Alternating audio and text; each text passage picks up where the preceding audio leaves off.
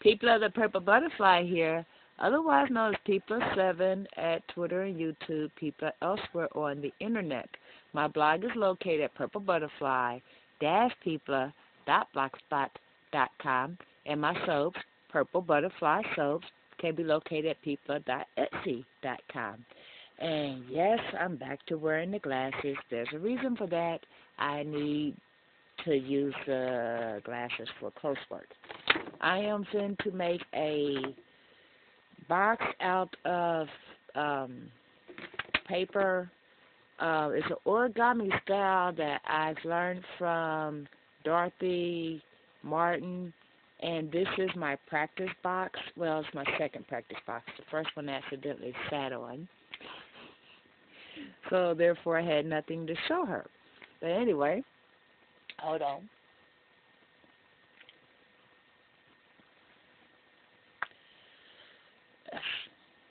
This one strand just kind of just not cooperate. Let's just twist it around. There we go. So that way I can see what I'm doing and you can see me. Now, the first thing I'm going to do is, well, first I had to square it off because my paper is all rectangular. So I folded it to the corner, and then chopped off the little bottom piece that you would get if you take a rectangle from one corner to the other, you have a little part hanging down. Chop off that part, okay? And then I make a fold from one corner to the other corner, and use that to make a fold mark on the center. Watch her video, you'll get the general gist. But that gives me this, all four corners.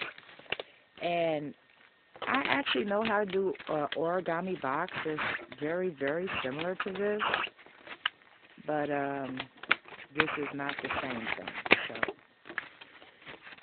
now, from this line here, I apparently fold up to that line, encasing the other part of the fold as well, so you get that. And I'm going to do that on both sides. This is going to be a very small box. This is like my fourth piece of paper or whatever, and basically I just cut from the paper I already had. So it's gotten increasingly smaller while I was practicing. Okay, and then that brings me back to what we have here. And now I'm going to do the same thing on this side, opening that side there, so that way I can get it to the spot it needs to be at. And supposedly you're supposed to use glue or a glue stick to do this. And I found out my glue stick has dried up, and my little thing of glue, this part has spilled, this side is dried up. It's like really goopy. I don't know if that's going to work or not. I'm going to try it, but just the way this brilliant box is made, I'll still be able to use it. So now we have this here, and that brings us to this shape here. Okay, kind of like a catamaran if you're folding something origami style. So what we're going to do now is stretch that out, find my scissors, which I just had, and you're going to go up to this crease line here and clip it. And that's where it deviates away from origami, because origami there's literally no cutting. But for the purpose of this design, and I mean it's a brilliant design, I didn't think it up. I'm just copying. You cut there. And when I first seen the cut, I'm going, oh, she's going to cut off the corners and square it off.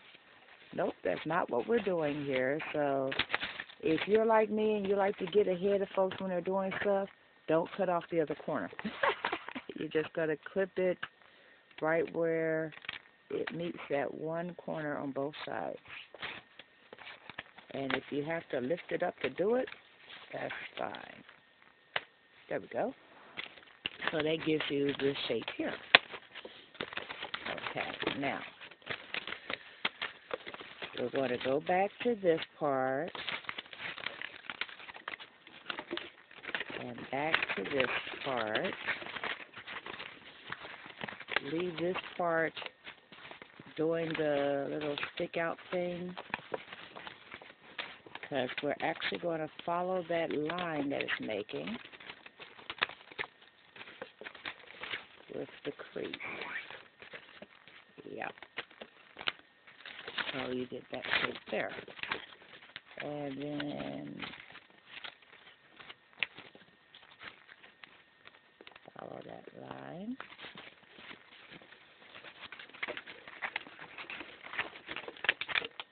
I think I did that wrong.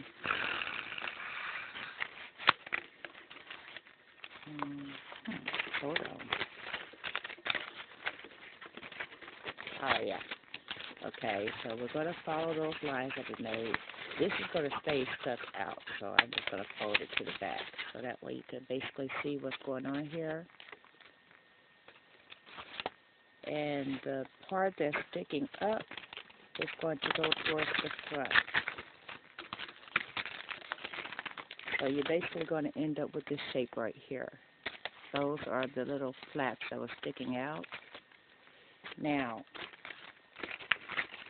the part that is now free, unencumbered by this little strand of flaps there, we're going to fold that up and then fold it in. We're going to hold on to it this time. We fold it up, fold it in, and that will leave a little indentation right there. If you've creased it very well, it'll just hold. So therefore, you know, where you would add the glue, because you're going to add the glue to the corner right there, but hey, if you don't happen to have glue, just fold it very, very carefully and very, very firmly, and you'll still end up with a box that will stay put like that. Is that cool or what? Ta-da! Now, as for this little point right here that doesn't want to, you know, stay still, and I know for a fact I don't have any glue, guess what I do have? You know, you can put like a little happy face sticker there, or in my case, a piece of micropore tape, which could be clear. Well, not that piece, that little, yeah. Okay.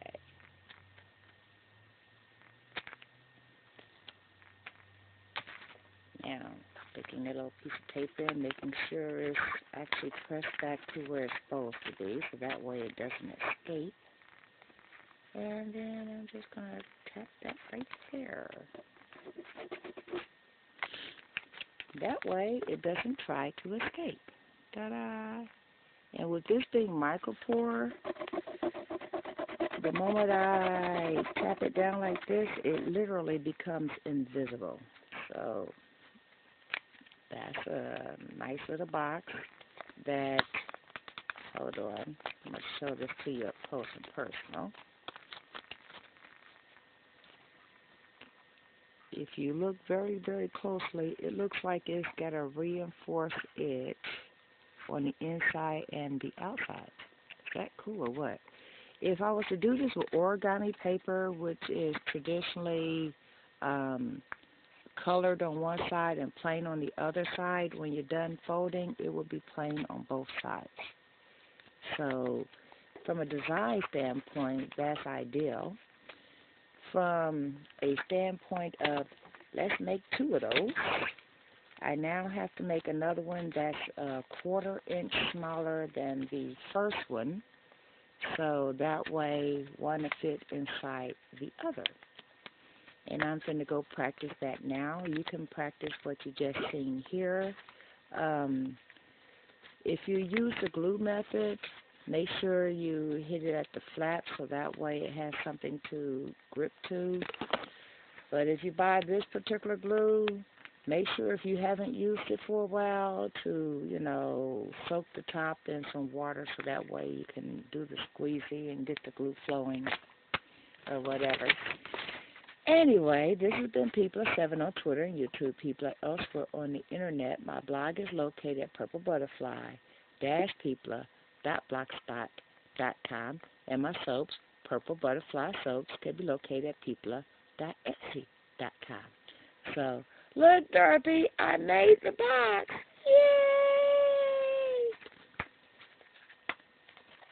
Yay! What can I put in here? Let's see. We'll put something in here, yeah. Primarily, this is going to be for soaps or whatever, custom to the size of whatever the bar is, which is my thinking. Might not actually be a reality until I get better at this, but hey, I'm always learning and growing and trying. So don't forget to rate, comment, and subscribe, and stay blessed. Bye now.